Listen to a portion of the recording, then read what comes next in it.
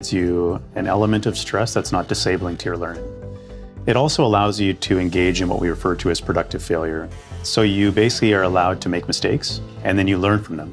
All our stuff is simulated, so when you make a cut somewhere, you can cut anywhere. If you drill somewhere, you can drill anywhere. You're forced to actually do it and possibly fail. This brings it closer to a flight simulator. Pilots, when they get in a plane, they've had to have quite a few hours in the simulator, and you know that they've done this. In surgery, it's just unethical for them to practice on people, and so VR is exciting because it moves it closer to that model, and they can practice and fail hundreds of times in a simulator or in VR. That's where you want them to fail, not on you, and so that's what we're trying to help with. We chose to use the Unreal Engine because they focus on high fidelity, and we wanted to make sure that we hit that high fidelity mark right from the outset. On top of that, Unreal has everything built into it. So when we first started, we were working out of our basements. We just needed our engine to do a lot of things really quickly. We didn't have time to write our own stuff. One of the first things was write a simulation around tools to cut, to drill, to ream bone, to simulate bone density. It's a very challenging thing to do, and we're one of the only companies that are doing it. The Quest was a game changer. Be able to take a self-contained VR headset anywhere on the road, put it on, and you're in, provided the frictionless experience that our customers really needed. For example, we did a session where we had at least 100 people using Quest at a time, which was just amazing to see. We compared VR to non-VR in senior trainees in orthopedic surgery, and then we had them perform that same procedure in cadavers. They were assessed by surgeons from across the country not associated with our company. And what they found was that clearly the VR group was superior in technical skill and in safety compared to the non-VR group. And interestingly, the virtual reality group also learned the information 570% faster. That's now been published in the leading orthopedic journal. We're learning from trainees that when they get into this, they're hungry for knowledge and they're hungry for experience. So how do they get that practice?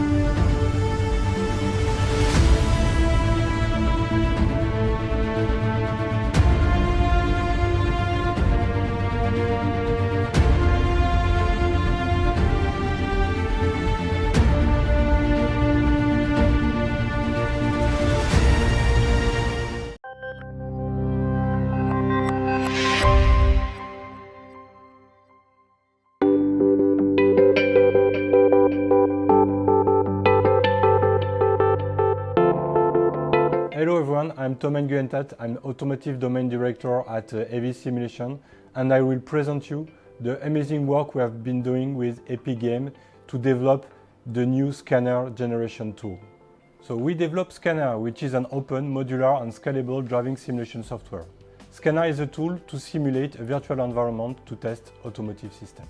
It means that we build virtual road, virtual traffic condition and scenario for automotive engineers that works on ADAS system, headlamp, chassis, body design and HMI. We also build driving simulator, which are very big machines with cylindric screen and motion system. At the moment, we are developing the two largest driving simulators in the world, one for BMW and the other for Renault. Our aim is to accelerate and secure the development of autonomous vehicles. There are two big challenges for this incredibly complex system. The first one is that you need to make sure, before putting the vehicle on the street, that they will be safer than human driver. It means that you have to prove that they can perform in any day-to-day situation, every time of the year, any weather or traffic condition, and for every road in the world. It's such an incredible challenge that it has been computed that if you had to prove that in reality, it would require and it will bring autonomous system in the street sooner than expected. Well, thank you very much for listening, and I wish you a nice event.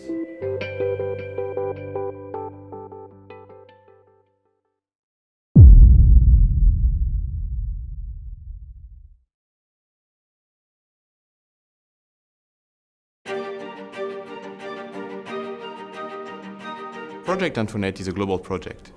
We have had a lot of comments from the simulation community and from new entrants in that field asking us where to start, how to start with Unreal Engine, and how to make sure that what they're creating is actually a simulator and not a game.